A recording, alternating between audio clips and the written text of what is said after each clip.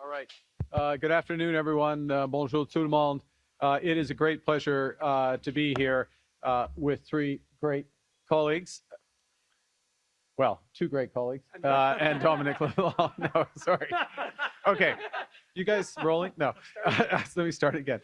Straight from the top. It's a great pleasure to be here with David Miles, who is hopefully will sing later on and entertain us. Wayne Long, Secretary of State of Finance, and Dominic LeBlanc, who is many things, including our Minister of Intergovernmental Affairs, responsible for negotiations internationally, and a colleague above and beyond. I'd like to thank Chris, Erica, and Bill for hosting us here at Maple Leaf Homes, welcoming us, but also for what you've been doing. And I'm going to expand a bit on this. But let me start by just acknowledging that their team, the team here at Maple Leaf Homes, has been building for over 3 decades. And it's a story that started in building homes for mining camps in the far north, and a place where I know well, they know well. The cold conditions and the short construction seasons make traditional home building difficult. So what they did is they started to build homes indoors in controlled conditions with the precision and strength required to withstand the harsh elements in the north. Et cette même innovation est bien vivante ici, dans vos installations de Fredericton. Vous perfectionnez votre savoir-faire en fabrication des maisons usinées. Grâce à des machines de pointe, aux technologies les plus récentes et au talent local, vous bâtissez plus de maisons, plus rapidement, plus économes en énergie et à un prix abordable pour les Canadiens et Canadiennes. At this facility, construction is active 22 hours a day. Uses softwood lumber from across the Atlantic provinces, from Quebec, British Columbia, New Brunswick-made kitchens, which we just tested out, fully endorse them, and engineered wood from Quebec. Maple Leaf Homes builds energy-efficient apartments, schools, remote camps, and hundreds of homes every year. We need more of them. Once completed, these housing units are shipped as far west as Manitoba, as far north to Nunavut. Vous démontrez une fois de plus que les constructeurs canadiens peuvent être des chefs de file en matière de qualité et de savoir-faire. Félicitations pour que vous avez bâti et pour tout ce que vous bâtirez encore. Now, Canada's new government is deploying a similar combination of innovation, speed, and long hours through Build Canada Homes. Build Canada Homes is a new entity.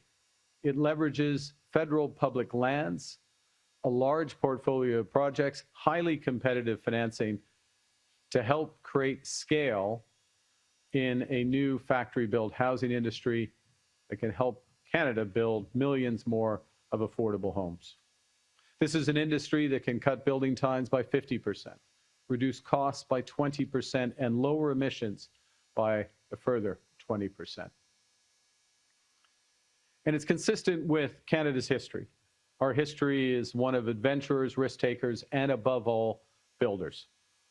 Our country was forged by Indigenous peoples and voyageurs who built vast trading networks from coast to coast to coast before the Americans had even left St. Louis.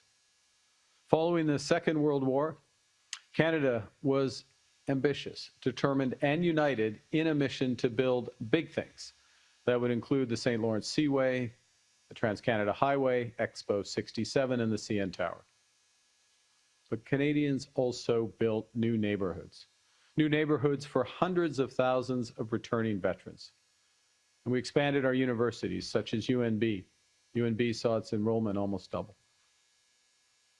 En ce moment charnière, c'est à cette histoire de construction que nous devons revenir et que nous devons encourager. Because Canada is facing a hinge moment. The world's more divided and dangerous. The global trading system is being rewired. threatening Canadian jobs and businesses. The budget released last week, it estimates that U.S. tariffs and the uncertainty that they're costing Canadians represents around 1.8% of our GDP.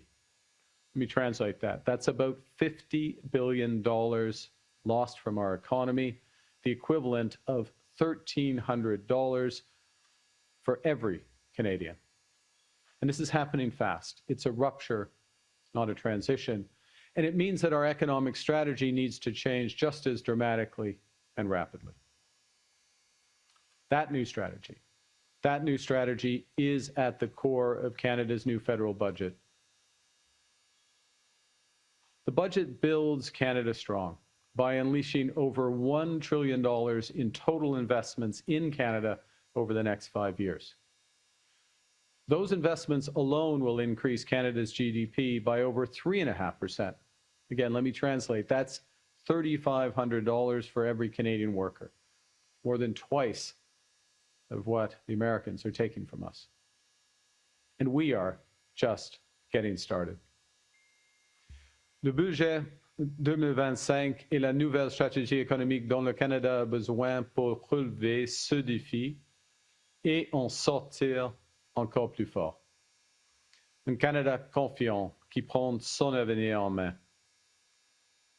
Pour y arriver, on doit s'attaquer aux pressions économiques de longue date qui vont au-delà des droits de douane. Our budget makes generational investments to build at home, including right here in New Brunswick. Budget 2025 includes a new $5 billion Trade Diversification Corridors Fund, which will improve Canada's access to international markets by investing in new port, new airport, and railway infrastructure. And that means projects such as the St. John Trade Corridor and the critical minerals port at Port of Belledune. We're building one Canadian economy, turbocharged by new infrastructure that connects our regions, diversifies our markets, makes us an energy superpower, restores affordability to housing, and secures our community. Nous créons de nouvelles stratégies allant des minéraux critiques au train à très grande vitesse en passant par un nuage souverain, afin de générer des dizaines de milliards de dollars d'investissements supplémentaires tout en créant les conditions d'une économie plus connectée et plus productive. Notre nouvelle stratégie industrielle de défense permettra de tirer parti de l'augmentation de plus de 80 milliards de dollars des dépenses de défense au cours des 5 prochaines années pour bâtir l'industrie canadienne. Et notre stratégie de compétitivité climatique contribuera à générer des centaines de milliards de dollars d'investissement dans les infrastructures nucléaires, hydroélectriques, éoliennes, de stockage de réseaux électriques afin de faire du Canada un chef de file de l'économie à faible émission de carbone. Nous bâtirons des infrastructures locales, notamment des hôpitaux, des réseaux de transport en commun, des espaces récréatifs, des centres des arts, et ce, grâce au fonds bâtir des collectivités fortes qui prévoit un investissement de 50 milliards de dollars. Et cela comprend de nouveaux financements pour construire la place Marcel-François Richard, un lieu de rassemblement destiné à célébrer la culture acadienne sur le site de drapeau acadien géant de beau rivage au Nouveau-Brunswick. Et je crois que M. Leblanc l'a dévoilé dimanche dernier. Oui? Samedi dernier. Now, we're going to build. But it's not just about what we build, it's also how we build. And that's what I want to focus for the balance of my remarks. We're going to build inclusively, in full partnership with First Nations, Inuit, and Métis. We will build in solidarity with workers, creating good union jobs. We will build sustainably because reducing emissions isn't just a moral duty, it's an economic imperative. And above all, we will build Canadian by becoming our own best customer. With our new Buy Canadian policy, whenever the federal government spends, we will select Canadian suppliers by default, rather than using the current best efforts approach. And this new approach will extend to all federal agencies, all Crown corporations, such as Build Canada Homes, such as Alto High-Speed Rail, and such as our spending from our new Defence Investment Agency. Our Buy Canadian policy will include federal infrastructure spending, ensuring that as much as possible of that $70 billion we're planning to invest in the roads, bridges, and community centres on which Canadians rely comes from Canadian-made suppliers. And in those cases, when domestic suppliers aren't available, purchases will be required to include Canadian content or to be sourced from trusted partners. And those cases will be the exception, not the norm. And they will require ministerial approval. Pour être considérées comme des fournisseurs canadiens, les entreprises devront avoir une présence réelle au Canada et dans les chaînes d'approvisionnement canadiennes, pas seulement une société écran.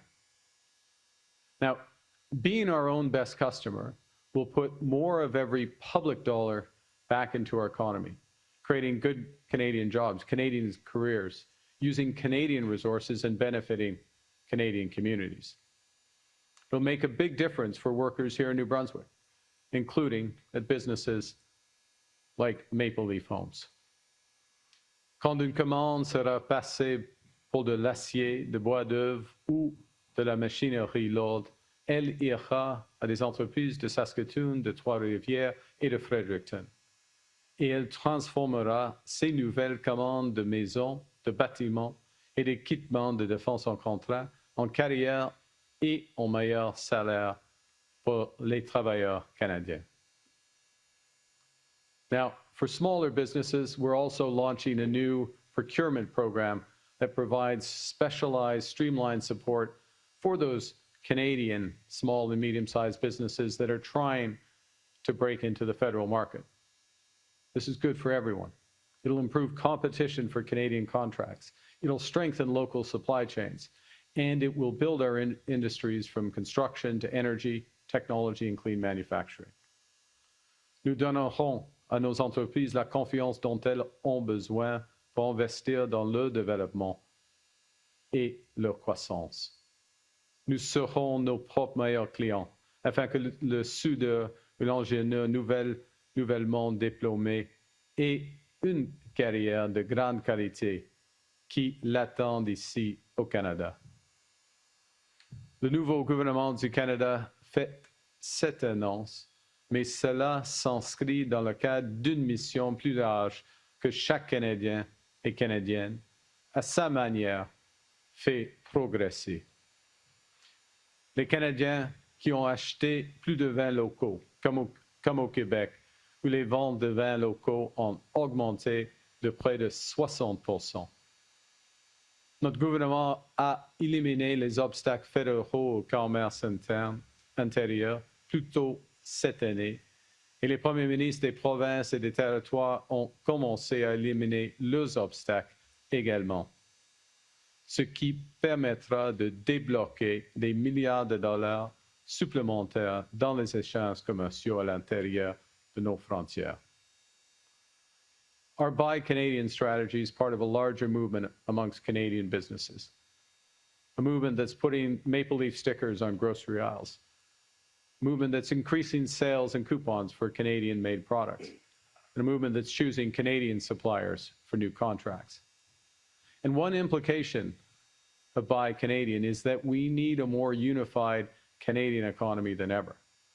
So the federal government is leading the effort to remove internal barriers so that Canadian products and services can flow easily across the country.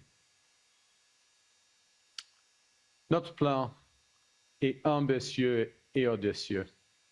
C'est exactement ce dont notre pays a besoin, et nous ferons ce qu'il faut.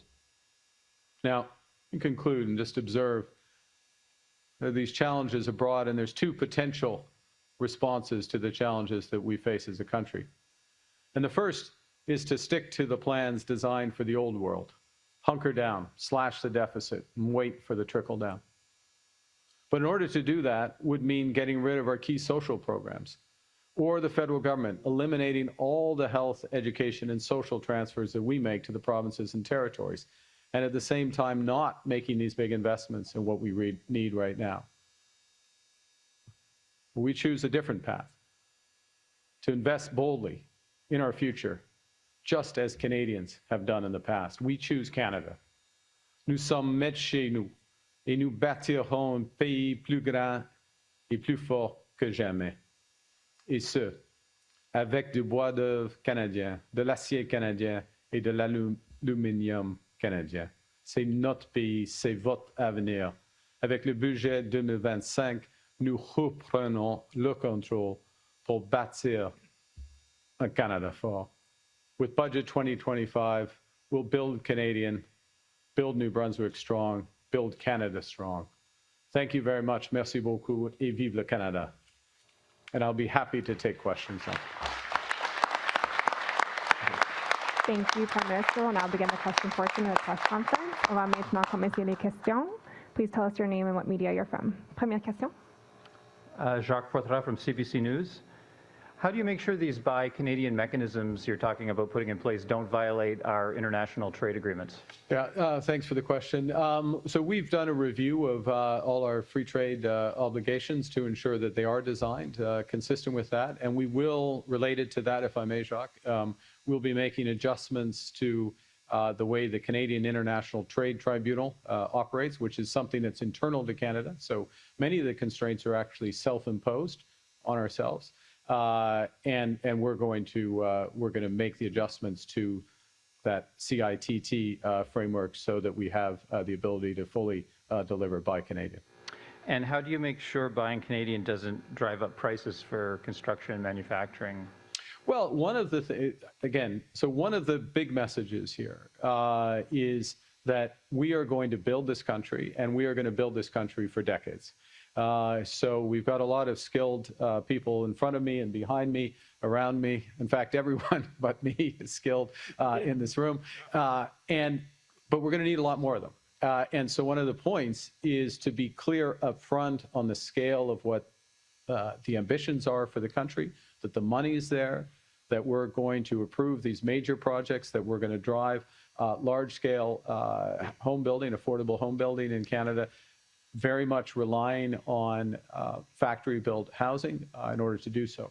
So that means an opportunity for companies to compete for those contracts, but also to expand. And very importantly, for younger Canadians or Canadians thinking of changing careers, a clear opportunity for large-scale need for people in the skilled trades. And that's one of our core messages. And we're going to follow up with that specifically with scaling up our apprenticeship programs that we provide, in some cases with provinces, including through unions and post-secondary education institutions as well. Thank you. Hello, Prime Minister. It's Lindsay Armstrong with Canadian Press. You said last week the risk in your budget is that Canada's economy won't grow fast enough. Yeah. Can you tell Canadians how their lives will be affected if that growth does not come to pass? Yeah, well, one way to answer that is something I referenced earlier in the speech, and it's contained in the budget, which is because both the scale of American tariffs, and just for reference that we have the best deal of any country, but there's still material tariffs, and we know it here in New Brunswick, across the country. It's affecting the forest products sector. It affects the steel aluminum sector. It's affecting the cabinetry sector now. So the impact of that, plus the uncertainty about what might happen next, and that's an uncertainty that's shared around the world. All of that means that our economy a few years out is likely to be almost 2% lower, 1.8%. You translate in terms of what does that mean for Canadians, that's $1,300 for every Canadian. So the government, we're not going to take that. We're going to get that back and then some. And the way we do it is to build more homes, to build nation-building projects, to build cleaner energy, to build out this country, and that's what we're doing. So that's, in many respects, what's at stake here. The energy sector doesn't appear thrilled about the budget. How can you succeed in turning Canada into an energy superpower when the budget didn't provide any of the 5 relief measures that the sector had asked for in its Build Canada Now letter earlier this year? Well, I'm not sure I totally recognize that characterization, if I may.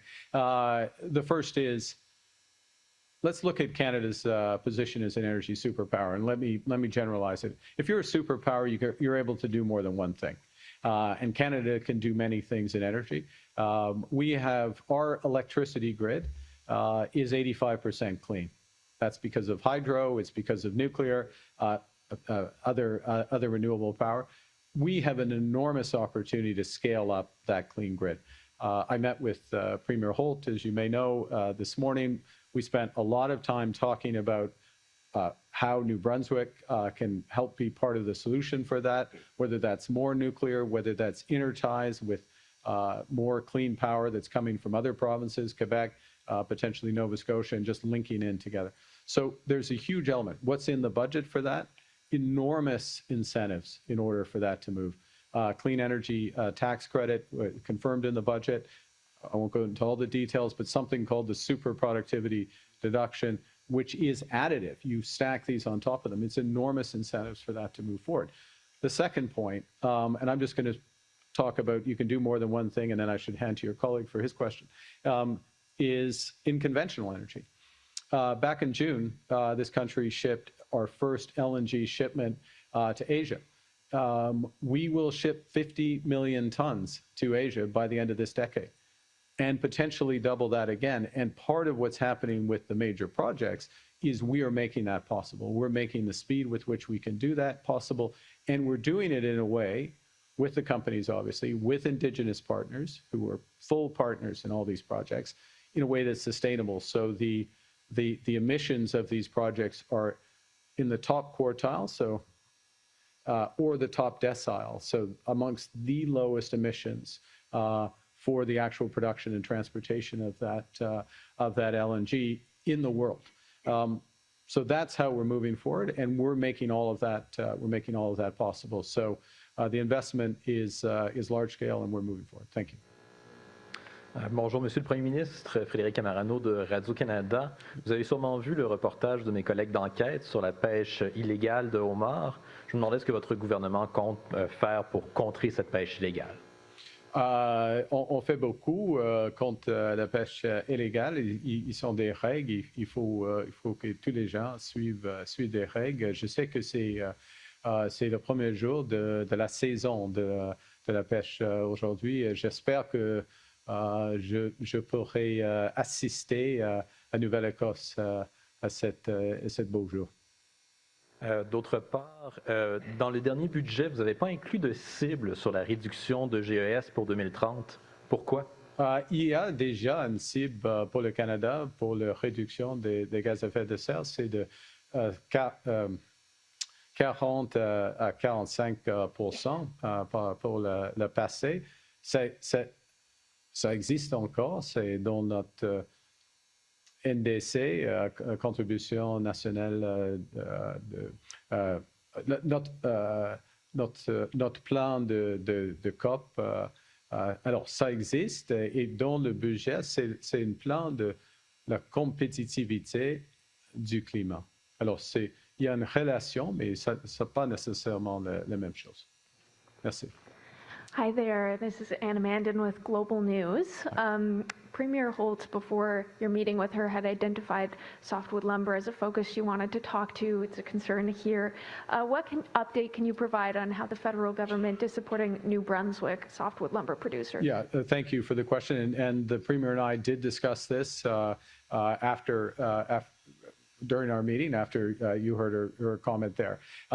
So we released in the summer a series of measures which included capital for softwood lumber producers to invest in their business, pivot to new markets, as well as short-term liquidity and support for workers. So we released that. Subsequent to that, Minister LeBlanc and some colleagues met with the Premier of British Columbia to develop the next phase of that, or ideas around the next phase, which we are in the process of doing. We have a First Ministers meeting, so the Prime Minister, the Premiers, Mr. LeBlanc will be at that as well. It's a virtual meeting. We have it, from my memory, I believe it's a week today, it's thereabouts. And one of the issues we'll talk about is that plan that we would expect to release shortly thereafter, sort of a week thereafter. So there's more support coming for the sector. But let me say two things to put it in the context of today. One of the areas for the industry is going to be more Maple Leaf homes with our hosts and similar companies across the country, companies that have more than 80% of the product are Canadian. They're buying Canadian softwood, they're fashioning them into homes, and they're building, and we are going to scale that considerably through Build Canada Homes. So that's the first thing. And then the second, related to that, is making sure that the Canadian market and building standards are consistent across the country. So Canadian softwood, Canadian products, Canadian housing can flow readily from coast to coast to coast. Both the NDP and the Greens are undecided as to whether they will support your budget. Are you open to giving those parties any concessions to get your budget passed? Well, I think that there's a lot in the budget for everyone, and align with the objectives of those parties. We have had discussions with those parties in advance of the budget, and a number of things are in the budget that were reinforced by the desires of both those parties. And there's other things that the government can do. There's the budget and then the ongoing business of government, and those priorities are there. And look, I'm a big believer, and the government is a big believer in working with Parliament, listening, getting ideas. We don't think we have a monopoly on all the good ideas. And so when we hear new ones, we have incorporated them and will continue to do so.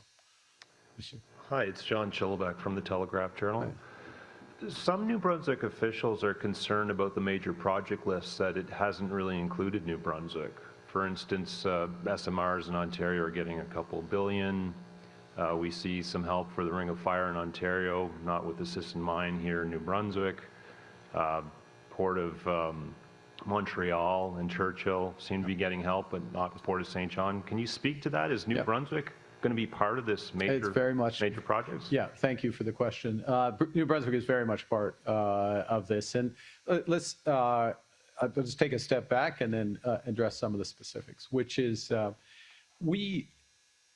this is not a one and done. It's not one round of projects and then we move forward with those. This is a living list. We develop more. We've got big strategies that then also have implications for provinces across the country. So that's the first thing.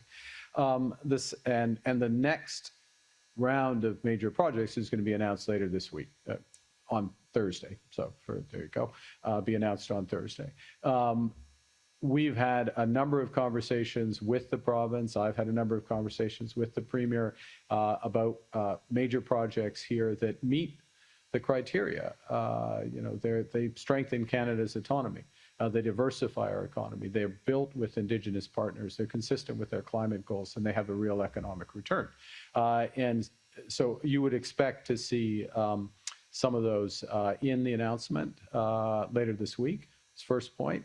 And then the second is, if you take, well, I'll make a final point, which is just when you look at, for example, Energy East, Wind West, right?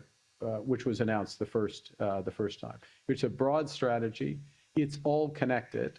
So yes, there is a considerable offshore wind in Nova Scotia, but there are a series of interties that are necessary, very much including New Brunswick, with PEI, with Quebec and others. And what's that going to mean for someone, watching at home? It's going to mean more reliable power, cheaper power, and an ability to expand the economy, create jobs here in New Brunswick. Thank you. Okay, so of the three I mentioned Thursday, we can expect. Well, you can come to Prince Rupert, and you can be the first to hear. All right. What's your government's plan for imposing the federal backstop on jurisdictions whose industrial carbon price does not meet the benchmark? So thank you for the question. So what we said in the budget, what we are going to do is we are going to tighten the federal backstop, the rules around the federal backstop, which is industrial carbon price for others, and particularly so that the gap that sometimes exists between provincial level pricing and that backstop closes, and we'll also lengthen the horizon for the backstop. So there'll be more coming on that. Yeah. Well, it'll come in coming week. Again, we want you to keep coming back to federal press conferences. We don't want to throw it all out there. I mean, we put a lot out in the budget. Sir. Mike Landry, All New Brunswick. You previously said you were open to quotas on the softwood lumber as a possible solution. I'm just wondering, has your position changed on that front when it comes to a possible quota? Is that more or less important for you now? I'm trying to recall when I said that. Do you have a date and time? Look, these solutions, I'll say this, which is that to the extent to which, the U.S. has had agreements, new agreements for what are called 232 sectors, so strategic sectors like softwood to get to softwood. They have tended to have quotas with a tariff inside the quota, which is unusual, to be clear, relative to historic trade practice, and then another much higher tariff outside the quota. So those are, when the Americans have negotiated agreements, they've tended to look like that. So we understand that, and it's a question of what's in the best interests of our industry and relative to other aspects of the negotiation when it resumes. Just as a follow-up, I'm just having a hard time wrapping my head around when it comes to the forestry sector in New Brunswick. It's 1 out of 49 firms are involved with the forestry sector. Yeah, a hugely important sector. Yeah, $2 billion go to the United States. I'm just wondering if you can explain a bit more, looking at that focus, how a Buy Canadian movement can even begin to make a dent on that front. It's part of the answer. It is part of the answer. Look, 75% of the exports from the forestry sector historically, New Brunswick goes to the United States. Slightly lower percentages for the country as a whole. The U.S. is trying to shut out our forestry products. Okay, let's be clear. Let's be absolutely clear. And we can do several things in that context. One is, yes, buy Canadian and build more at home. Secondly, diversify internationally, and third, expand what we do with forest products. And of course, all of that is in the context of, in parallel, negotiating with the Americans and trying to get a good deal for the forestry sector. In which case, we are doing other things, or we're prepared to do other things that the Americans want in order for the forest product sector to get greater access. But it's a negotiation. And if I can bring it back to where I started, this is not too strong a word, this is a radically different U.S. trade policy than anything we've seen in our lifetimes, okay? It's radically different. They've changed the rules, or their interpretation of the rules. And that's what we're dealing with. And that's why we need to move fast. That's why this budget is the right budget. That's why we're looking to have $1 trillion of investments. So yes, we have as many jobs as possible in forestry, but we have many more jobs being created elsewhere in New Brunswick and elsewhere across Canada. And at its core, these are all things that we don't have to ask permission for. We don't have, we control, we decide, it's our future, we're taking it, we're moving forward.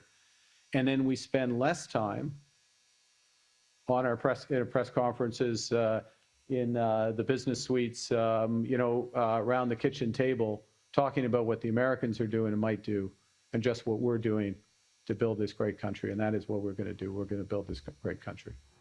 Dernière question. Hi, round two. Round two? Now everyone's going to be upset. I'm being waved forward. Yeah.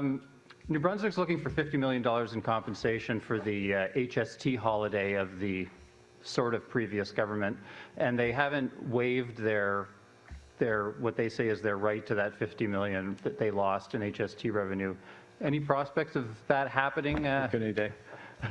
Dominic knows what I'm talking about. Dominic knows what you're talking about, and he'll be giving a short press conference later. No, he's not giving a press conference. Actually, I'll be blunt. I don't know the issue. So we had very wide-ranging, productive discussions. She can't raise everything. She has my number. We talk frequently, and now she's gonna have to raise it. So consider it raised. Don't call me. I know the HST thing. I'll run it down. All right. Thank you very much. Merci beaucoup. Merci. Thank you. This concludes our press conference.